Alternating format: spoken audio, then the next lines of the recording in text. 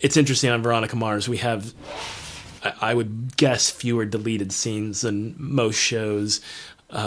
Because we are so sort of cost efficient. And it's also very difficult to cut scenes from a mystery show because they contain clues, and without them, sometimes the mystery falls apart. So you don't really have the option.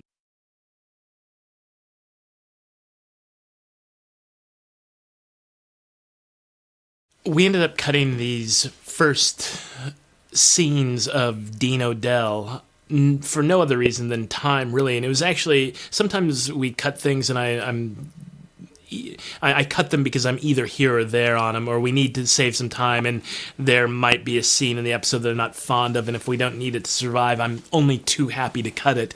These were actually scenes with Dean O'Dell that I was really sad to cut. A moment of this scene that I always thought was funny, and yet I don't think anyone else in America probably would have thought was funny had it actually made it into the show, was Dean O'Dell's reference to the Fairness Commission, which I'm quite positive that was a John Enbaum line. I think it just would gloss over for most people, and yet it strikes me as very funny that there is any such institution as the Fairness Commission.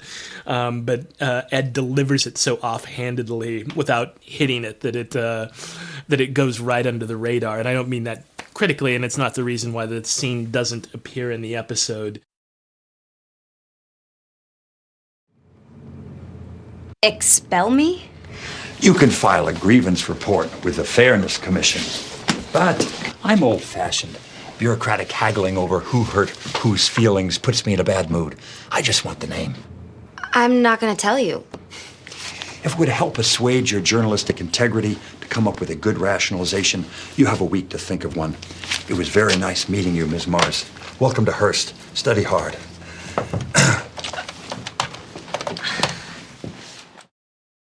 Here again, you'll see that we were trying to lay in the foundation as early as episode 3 that that Dean O'Dell was creating enemies on campus, and certainly when he says the girls or women or whatever the hell you call them was a reference that Veronica later references in a cut that we do use in the show, where she says Dean O'Dell would outlaw women in pants. And I almost feel like it doesn't make sense without a couple of these references, so we suffer a tiny, tiny bit for that. Dean O'Dell, you deal with that car thing yet? No, the girls or women or whatever the hell they are insist that they didn't do it. They accuse the Lampoon boys of setting them up in retaliation for their trying to have their magazine censored. Now both sides are going to the grievance committee, and my life is becoming a hell. Actually, I meant, did you get your car fixed yet? 'Cause I can get it done for half your original estimate. We cut this scene because I didn't quite buy the staging of it. I had imagined a larger lecture hall classroom with students not quite as close to Parker and Nish. It felt odd to me that none of these extras seemed to notice that Nish is having this sort of normal toned conversation with Parker in the middle of this classroom. I felt like it played a bit false. I liked what it did to Parker's character, but I didn't quite believe the staging of it. I felt like more people would turn and look. Although in my mind it would have been a large, 125 capacity lecture hall. It would have been towards the back, and there would have been fewer students right next to them. But you live and learn, and it survived without this scene, so we were fine.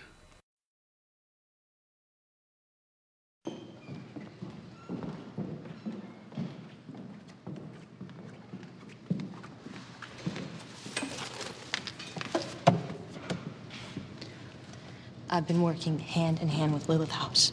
We've organized a protest. You need to be there. You're an important symbol. We're already down one girl. Stacy, the second victim, left school a week ago. We need you. Will you shush? No, I won't. And you shouldn't either. So what's it gonna be? Are you in?